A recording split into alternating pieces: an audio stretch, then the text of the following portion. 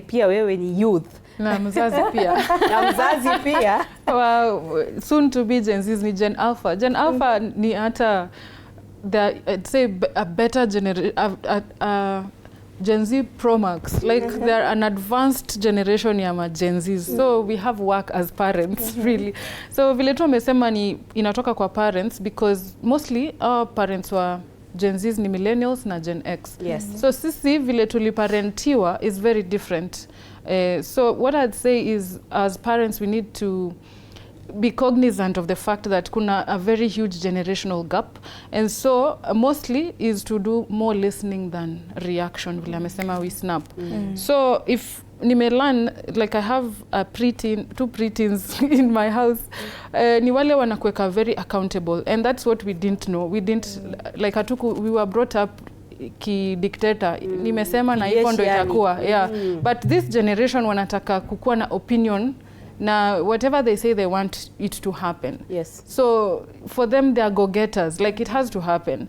So if you don't listen to them, then inakuwa shida. Unapata. So I'd say it's a generational issue that needs to be addressed. So do more listening than reacting, and then if of course kuna vile hutampatia everything that wanataka, then hapo unaweza kumongelesha tu mweleze in a way that they will be able to understand. Yeah. Awali akizungumza hapa Violet alisema kwamba kuna unyanyapaa katika jamii, although alitaja kwamba umepungua kidogo.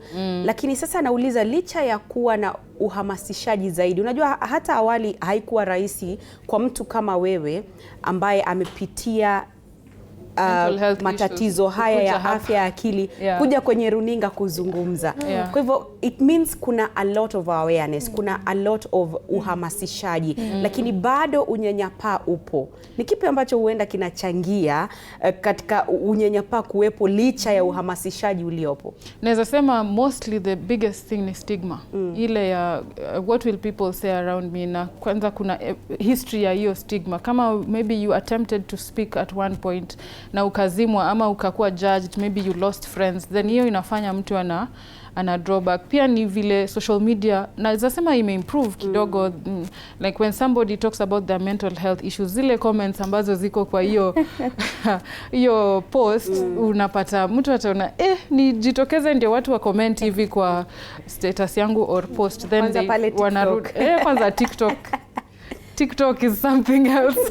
But naweza sema then how to combat that is kukuwa na more awareness. Vile umesema uhamasishaji, tunaendelea kufanya hiyo na hiyo. Na hata vile umesema Violet, ni adolescents, mental health issues zinaanza na teenagers na adolescents. So for me as a mental health advocate, pengine nilisahau kusema kwamba niko na organization ambayo ina deal na mental health, inaitwa Restored Minds Akili Care Kenya.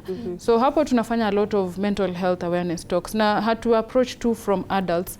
When you start from childhood, then mtu ana grow up akijua that stigma is there, but this is how I handle it, you know. Being self-aware, it doesn't matter your environment ya nje vile watasema.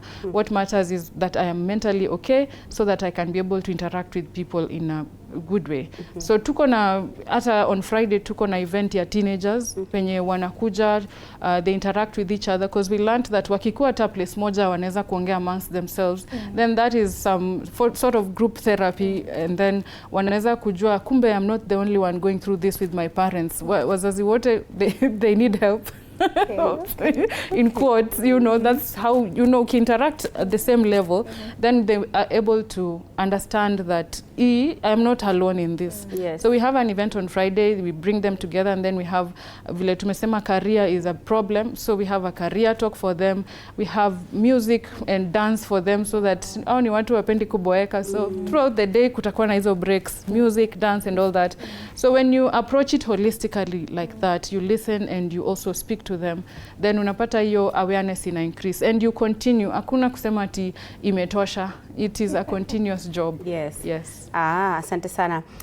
Takwimu zinaonyesha kwamba, na hata nadhani ulitaja kwamba 10% hadi 20% ya wananchi wanaishi na afya ya akili, na matatizo ya afya ya kiakili.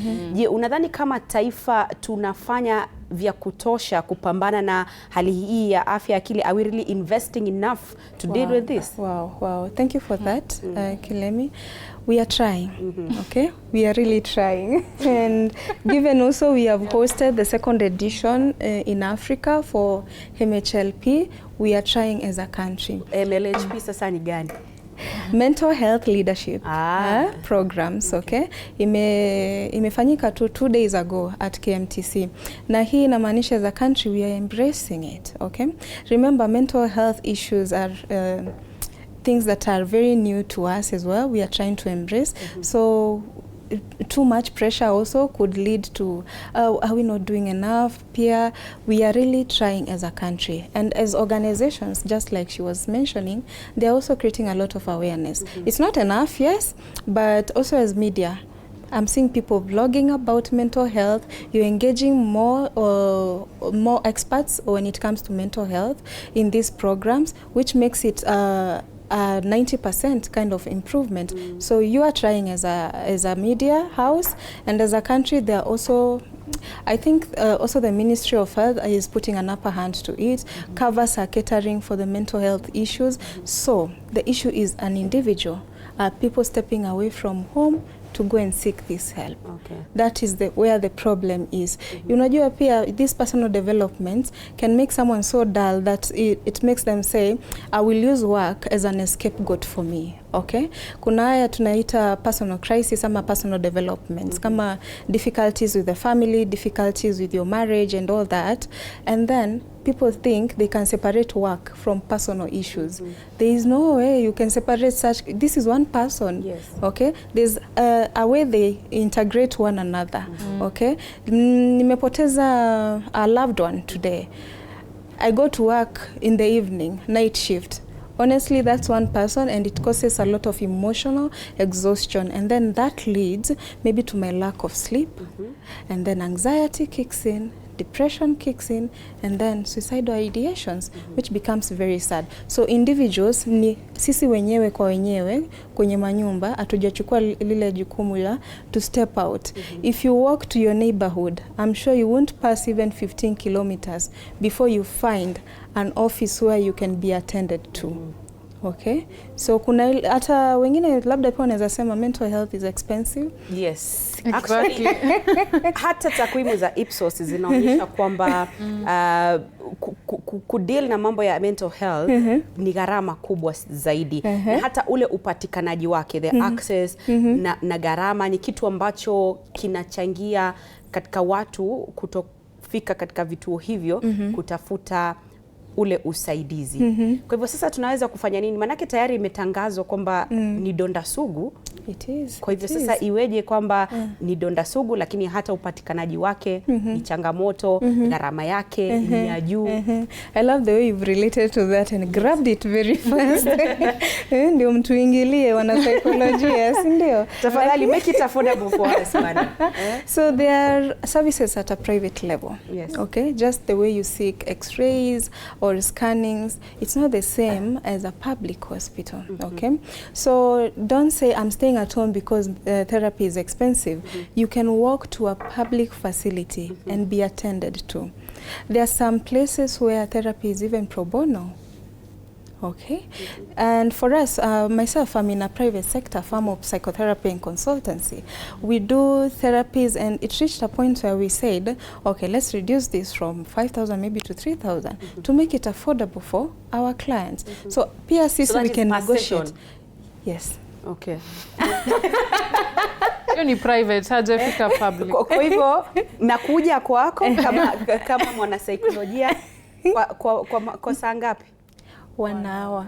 Nalipa 3,000. Yes. Na nahitaji kuja kwako mara ngapi ili niweze kusaidika? Depending on the problem concern, I can say 6 or 8 sessions. Okay. But they're not attended also daily. They can be attended on weekly or bi-monthly. Mental health is an investment. And whatever thing you invest in, you'll feel that pinch and you recover. If I compare someone maybe, and not to rule out and say maybe free services, they're not good. If I compare someone investing in mental health a certain pro bono. amount and pro bono rate yao ya kurecover it's quite different because huyu anajituma, I am spending my 3,000 per hour to see Violet, let me share my issues with her. Pia mimi unajua pia ukishare zile issues there is something called emotional inheritance. Pia mimi naenda supervision. Okay? Yes. So that 3,000 pia na mimi naenda nalipa mahali. I do my own supervision. It's quite different from the normal therapy. Supervision is just to ensure that there is no that emotional inheritance and maybe to bombard our heads between therapists. How would I approach that issue? Yes. You see? Na nilitaka